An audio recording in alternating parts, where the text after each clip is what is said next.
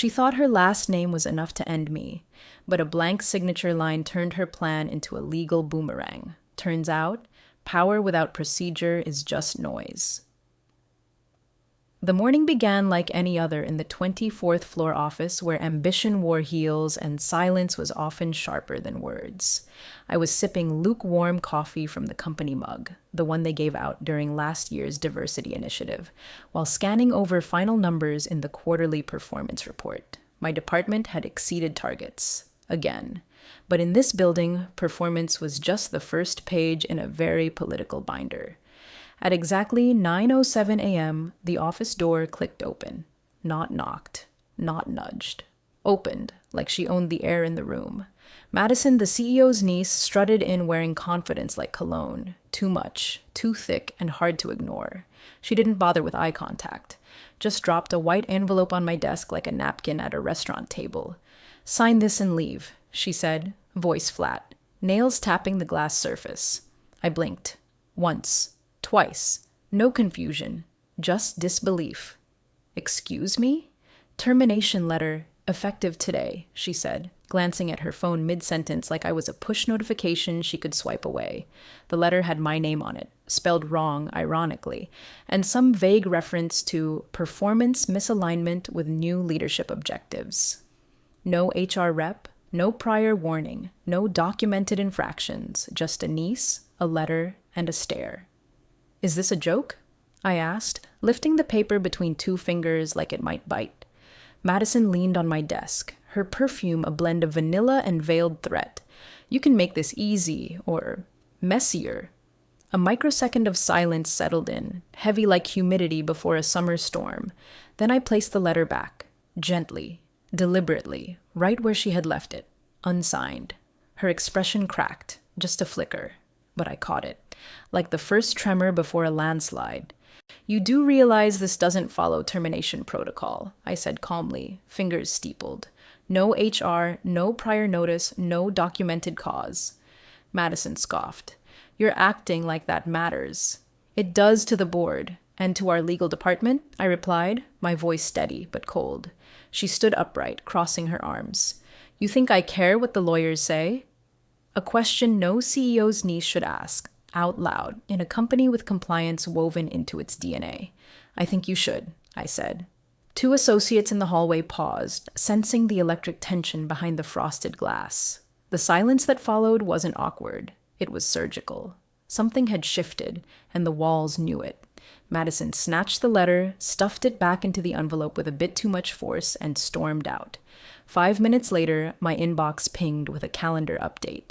Meeting request. Board chair, 10 a.m., private conference room. Not HR, not my supervisor. The chair himself. The same man who once said at an all-hands, "Procedure protects power, not the other way around." I looked at the clock. 9:16 a.m., something bigger than a tantrum was unfolding, and I was ready. She thought it was over when I didn't fight back, but the real response came from the top floor. The private conference room had no windows, just muted gray walls, a minimalist glass table, and a single piece of abstract art that looked like a heart monitor flatlining. The kind of room where decisions weren't made, they were sealed. I arrived 3 minutes early. The board chair was already there. Charles G. Devlin. Gray suit, darker tie, eyes that missed nothing. He didn't smile. He rarely did. But he gave a single nod, and that meant more than pleasantries. "Close the door behind you," he said without looking up. I obeyed. On the table sat a single sheet of paper and a company-issued tablet. I didn't dare peek. "Madison attempted to initiate a personnel action this morning," he said, voice like polished marble. Smooth but immovable. I nodded. "She brought me a termination letter. No HR, no prior cause." "Did you sign it?" "I left it on the table, untouched." He finally looked at me. "Smart." Then he tapped the tablet. A few seconds later, the door opened and in walked the company's legal counsel. Black blazer, sharper than any blade. Amelia Sanchez, the last person anyone wanted to see unless they had airtight compliance. She took a seat without a word and powered up her laptop. Devlin nodded toward her. "We're invoking Policy 9.3. My heart rate kicked. Policy 9.3 was serious: internal escalation for suspected procedural misconduct involving senior personnel. Madison wasn't just being questioned, she was being investigated. "You're not being terminated," Amelia said, her tone brisk. "Not even close. We're investigating the violation of dismissal protocol initiated by an individual without authorization or oversight." I exhaled, slowly. "She acted alone?" I asked. Amelia's lips curved slightly. "That's what we're determining." Devlin leaned forward. "Your file is clean. Your department has overperformed. The problem isn't your work. It's her assumption that proximity to power equals power itself." The room fell silent. Not awkward, intentional. Then Amelia said, "You'll remain on duty, quietly. Business as usual. We'll handle the rest." I nodded, unsure whether to feel vindicated or merely spared. But just before the meeting ended, Devlin looked at me again. "One thing," he said. "Don't delete any emails. Don't touch your access logs. Everything stays untouched." That's when it hit me. They weren't just protecting me, they were setting a trap. When I left the room, Madison was standing near the elevators, phone in hand, pretending not to see me. But her fingers trembled slightly, her knuckles white from clutching the device. For the first time since she'd tossed that envelope, she looked unsure. And that was new. She thought silence meant surrender. But the real decisions were happening behind doors she couldn't open. This is just the beginning. Your experience can inspire others. Have you been through something similar? Write about it below. By Wednesday, the building had grown quieter. Not literally, but in that strange way tension can suck the sound out of a place. Conversations hushed when elevators opened. Doors that usually stayed half shut were now fully closed, as if transparency had become a liability. The air smelled like recycled coffee and anticipation.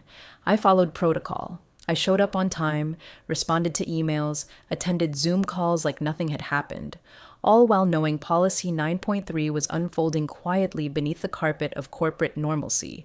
Madison, on the other hand, had switched strategies. She didn't avoid me anymore. She smiled.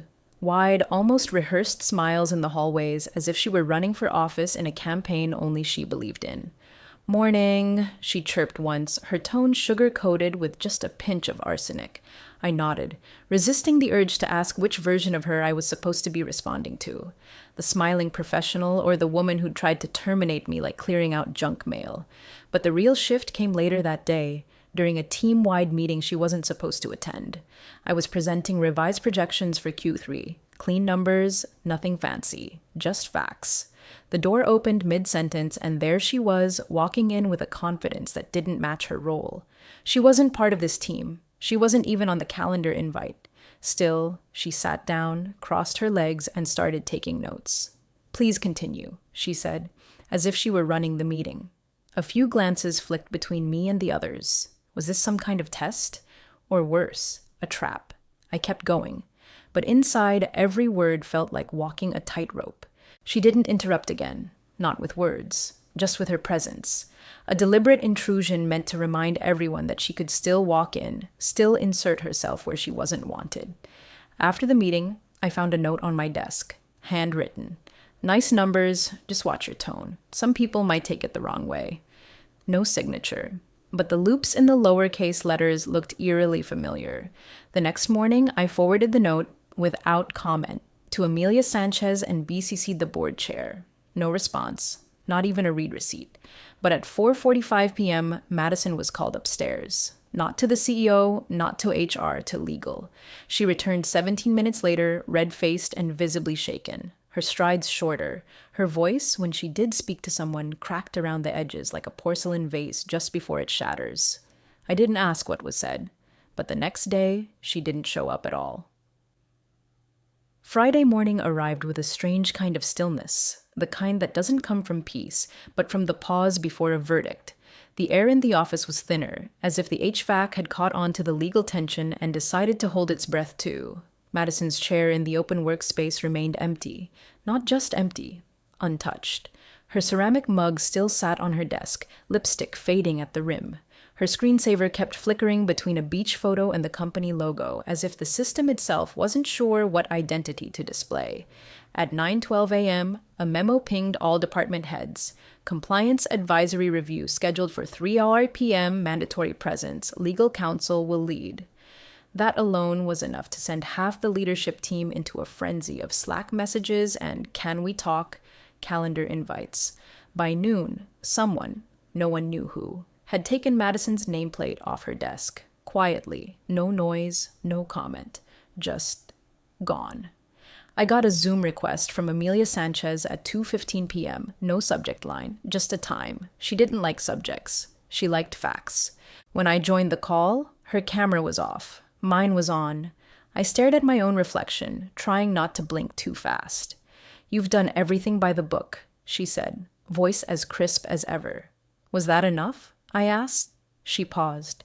"Sometimes it's not about being enough. It's about leaving no gaps for others to twist the story." A moment passed before she added, "There will be questions today. You'll answer honestly, but briefly." It wasn't a warning. It was permission. The compliance review at 3 p.m. felt like a boardroom theater production. Legal counsel, department heads, one rep from HR, the only time they showed up all week, and the board chair himself, Charles Devlin, at the head of the table, looking like the final chapter in a book no one dared to rewrite. I was called in second. Amelia asked me one question.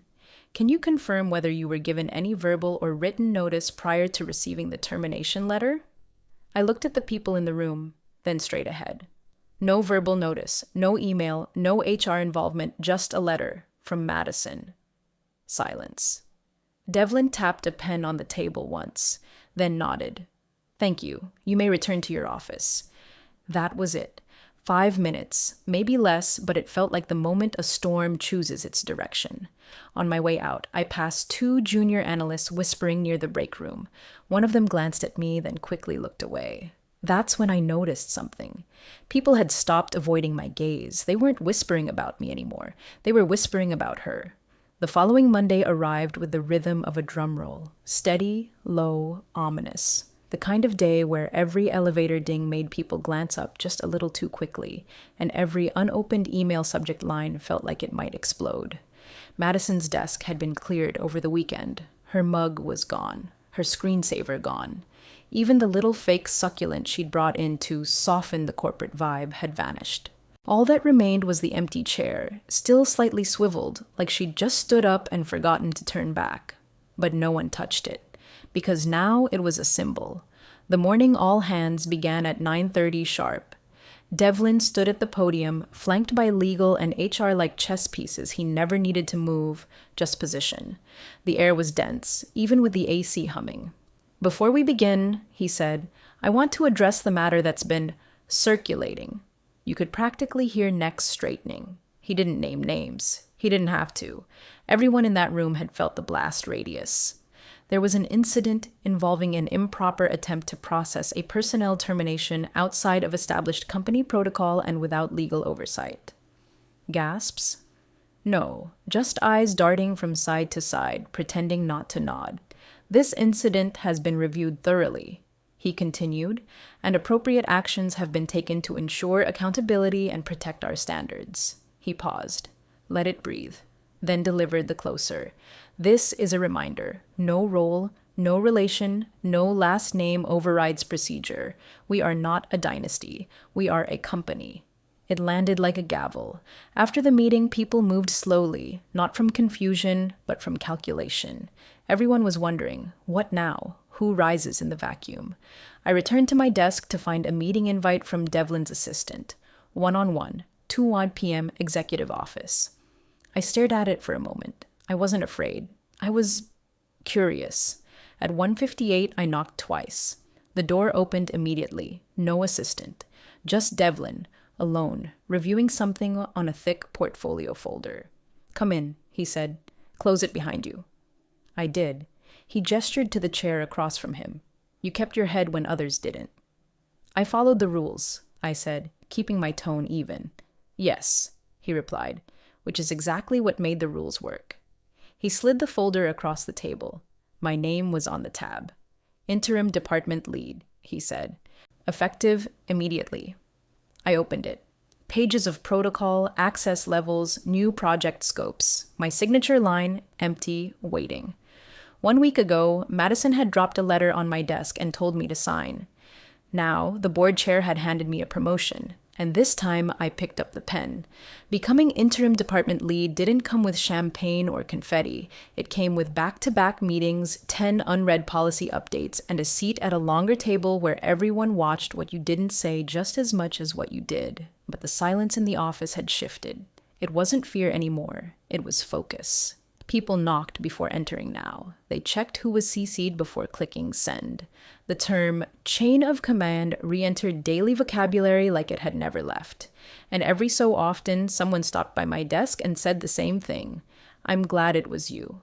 I never replied with more than a nod.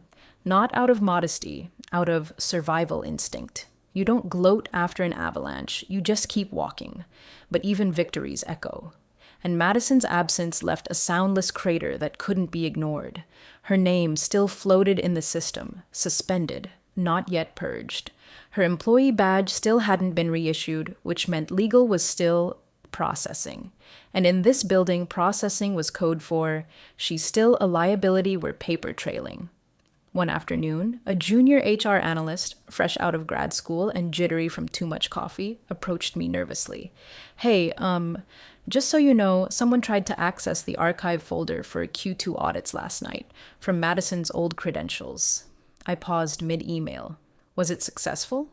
He shook his head. "Blocked. Her access was disabled the minute the compliance review ended. IT flagged it. Legal knows." I exhaled through my nose. Good. Another attempt to reach back into the system, even from the shadows, and the protocols had held. By the end of the week, Amelia Sanchez sent me a single-line email. "Internal Affairs has closed the file. Thank you for your cooperation." That was it. No details, no summary, just a full stop at the end of a very long, very quiet sentence. And yet, that night, as I stayed late approving revised budget drafts, I saw something strange on the office security feed. The monitors were only visible from my new desk, a silent row of live feeds from the main entrance, elevator bay, and server room. At 8:47 p.m., someone in a hoodie hovered near the receptionist's desk downstairs. Not entering, not leaving, watching. The person didn't approach security, didn't try to badge in, just stood there, and then disappeared into the elevator before the camera angle could catch a clean shot. I reported it to facilities. They said it was probably nothing. But I knew better. Power doesn't disappear. It mutates, and unfinished stories rarely stay quiet. Tuesday opened with rain tapping at the floor-to-ceiling windows like a persistent reminder that even the highest floors aren't immune to stormy weather. The city below pulsed with wet traffic and impatient honking. But up here, things were quieter. Too quiet. I had just stepped into my office, when IT pinged me via Teams. Quick heads up. Someone attempted to reset a forgotten password for a terminated user profile. The system flagged Madison's credentials again. No access granted. Just odd timing. Second attempt in a week. Once is a glitch. Twice is intent. I forwarded the message to Amelia Sanchez. No response. Typical. Silence was her signature. By lunchtime, I noticed the whispers again. Not directed at me, but floating. Something had leaked. Not a document, but a rumor. Someone claimed Madison had been spotted at a downtown coffee shop near one of the board members' private offices. Coincidence? Maybe, but unlikely. That afternoon, I had a scheduled sync with the CEO, her uncle. It was our first one-on-one since the entire implosion. He greeted me with a guarded smile, the kind that CEOs use when trying to read a room without asking direct questions. "You're settling in well?" he said, sipping from a navy mug that read, "World's okayest golfer." "I'm adjusting," I replied. "The team's resilient." He nodded slowly, then leaned back. "You know, family and business is complicated." So this was the angle. Not denial, not defense. Context. "I imagine it is," I said, keeping my tone neutral but firm. He didn't mention her name, but he didn't have to. The entire conversation tiptoed around her like she was still sitting in the room, legs crossed, ready to interrupt. Then he added, "I hope you understand this company values people who respect boundaries, especially now." That landed. Hard. It wasn't a threat. It was a line being drawn, not against me, but from him. He was signaling his distance from his niece without stating it outright. The only way powerful people apologize is by shifting their weight. Before I left, he looked at me again. Keep the department clean, process-driven, unemotional. Unemotional, a word Madison never understood. Back in my office, I pulled up the access logs. Nothing more on her account since that morning. But I noticed something else. A name I hadn't expected. A former intern, someone Madison had mentored briefly. Now a full-time employee, still had low-level system access. They'd been seen together weeks before the incident. My stomach tightened. Because sometimes shadows don't return on their own. Sometimes they send someone ahead. It was just after 6 p.m. when I found the folder. Tucked inside the shared drive for Q3 planning, a place so routine no one ever looked too closely, sat a document named innocently, Budget, Backup, V5, Final, Really Final, Classic Naming Convention. The kind people stop questioning at once they've seen it 100 times. But when I opened it, it wasn't budget data. It was a chat log, exported, raw, timestamps intact. Conversations between Madison and someone listed only by initials. KM. The name of that former intern rang in my memory. Kevin Moreno. Quiet. Smart. Too eager to please. The messages weren't damning in tone, but they didn't need to be. Lines like, he'll never see it coming if it comes from someone on his own floor. If it's flagged, just say you were helping review formatting. I'll handle the blowback. You'll be protected. The last one. Access before Friday, after that he's untouchable. I stared at the screen, pulse loud in my ears. It wasn't over. It had never been just a tantrum. It was coordinated, planned, and it was still in motion. I downloaded the file, encrypted it, and forwarded it straight to Amelia Sanchez with the subject line, Urgent, Security Breach Evidence. Then I locked my screen and left the office. The elevators felt too slow. The lobby too empty. Every reflection in the glass looked like it might move when I turned away.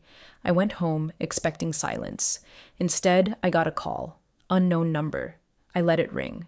Then my phone buzzed again. This time, a voicemail. I played it on speaker, breath held. You're digging into things that don't concern you anymore. Enjoy the title while it lasts. No name, no background noise, just those words. And then silence. I reported it to Internal Affairs immediately. They confirmed. The call had come from a prepaid phone, untraceable. Later that night, I received a one-line reply from Amelia. We're moving on this. Do not respond to anything suspicious. Trust me. That was the first time she'd ever signed an email with her name. Something was unraveling, fast. Not just Madison, not just her intern, but the illusion that it had all ended weeks ago. And in that unraveling, someone had miscalculated one thing. I wasn't scared. I was done playing defense. Wednesday morning began with a cold front. Inside the office, legal arrived before 8 a.m., not in suits. In armor, black blazers, leather folders, eyes that blinked less than usual. Amelia Sanchez led them like a conductor in a silent orchestra. No smiles, no greetings, just presence. By 8:45, Kevin Moreno was escorted, not called, into a side conference room. No calendar invite, no announcement.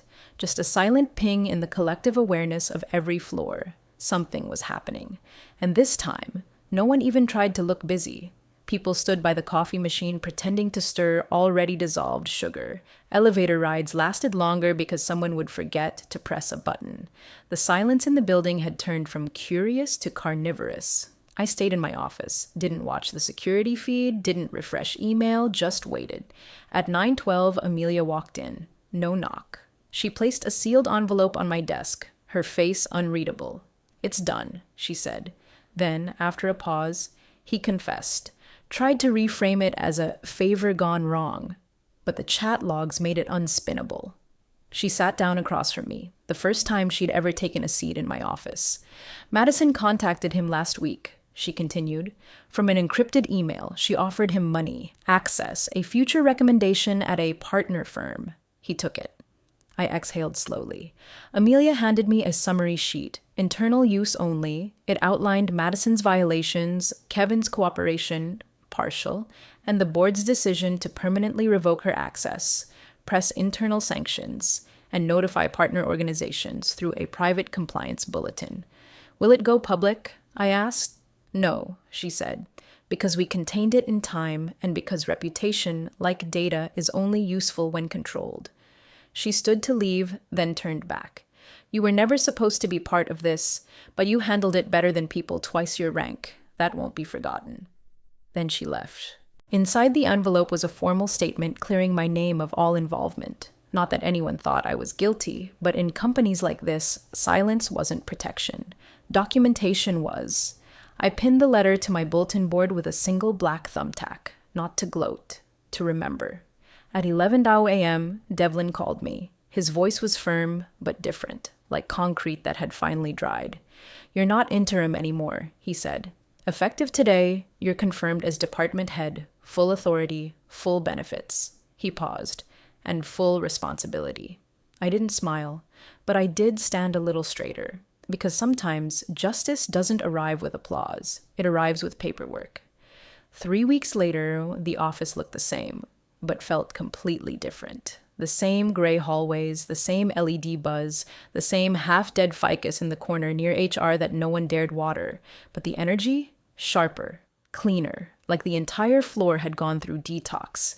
Madison's name had vanished from all internal systems. Even the receptionist, who once chirped her name with unearned enthusiasm, now avoided saying it altogether, like an outdated password no one dared to use. Kevin Moreno resigned, quietly. No farewell cake, no awkward group card, just an empty chair on a Monday morning and a system message. User no longer active. Poetic. As for me, I'd stopped waiting for another blow to land. The paranoia that had crept into my mornings, checking email for threats, eyeing every new intern like a possible Trojan horse, slowly faded. Not because I felt safe, but because I had learned something deeper. Power isn't about the title, it's about the receipts, the process, the refusal to flinch. That's what saved me, not luck. Not noise, a signature left blank, a rule followed, a system used the way it was designed, not to protect the powerful, but to expose those who abuse that power. One afternoon, I passed Devlin in the hallway. He didn't stop, just said, "You held your line, nicely done." That was his version of a standing ovation. The new CEO initiative kicked off that month. Guess who wasn't invited back as a strategic advisor? The family tree had been pruned. In her place came something better. Policy revisions, anonymized reporting improvements. A new clause. No personnel actions may be initiated by relatives of executive staff. It even had a name. Clause M. I didn't ask what the M stood for. I didn't need to. I now ran my department with more clarity than ever before. Not colder, just sharper. Boundaries weren't cruelty. They were respect in action.